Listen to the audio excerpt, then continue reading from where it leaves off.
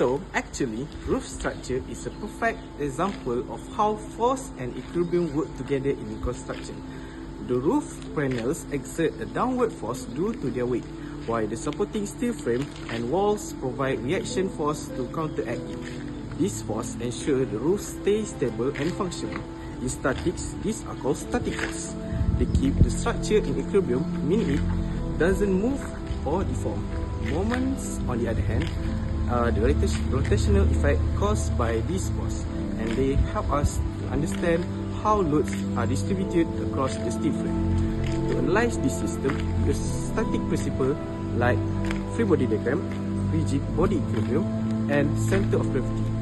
By ensuring the total force moments are balanced, meaning the net force and the moments are zero, we can confirm that the roof is in stable and secure state.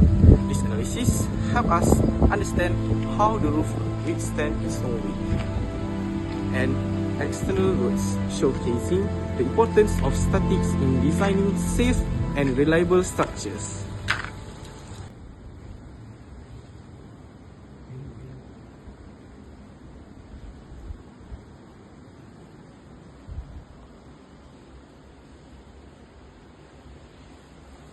Now, let's look at the free body diagram.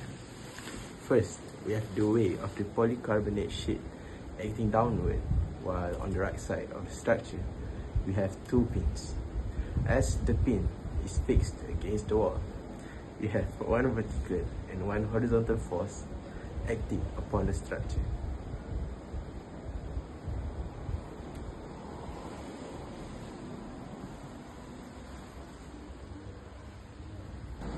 Now let's calculate the value of forces using rigid body diagram.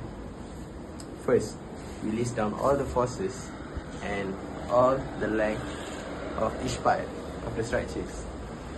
Next, we use summation of vertical and horizontal forces to find the value of Cx and Vx. Next, we use the moment at point E to find the value of Dy and Cy. That's it.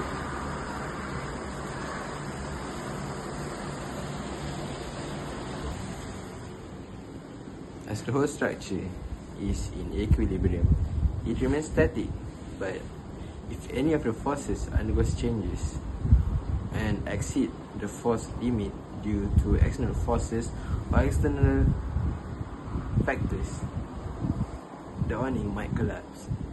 And the worst thing to happen, someone getting seriously injured, and even worse, death.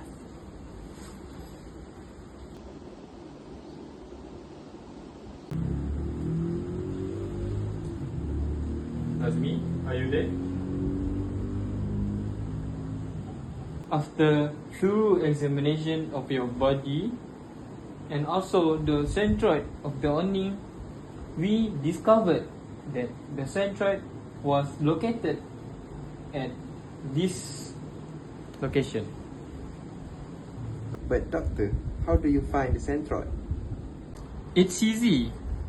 Since your university awning is a composite shape, we broke the shape into simpler parts. Then from each of the parts, we find the area and the centroid of the shape. Next, we add up all of the area and the centroid according to its axis. And lastly, use this formula to find the centroid of the whole structure. Doctor, what is the relevance of finding the centroid? The centroid represents the center of mass for the awning. Understanding the location of centroid helps engineer design the support structure and determine where forces such as wind or rains will likely to act. Proper load distribution is critical to prevent the awning from collapsing or deforming. Why is the awning still collapsed? Over time, external factors such as weathering, UV exposure, rust, or general degradation can weaken the awning. Even if it was initially designed correctly, it may deteriorate and collapse after years of exposure. Other than that, dynamic load like moving vehicles or vibration from wind can induce resonance or oscillation that put unexpected stress on the awning, leading to collapse even when the safeguard has been considered. 医生，我身体怎么样？你的身体很好，你可以去医院了。谢谢医生。不客气。Well, Sergeant Percy, what do you think about this case?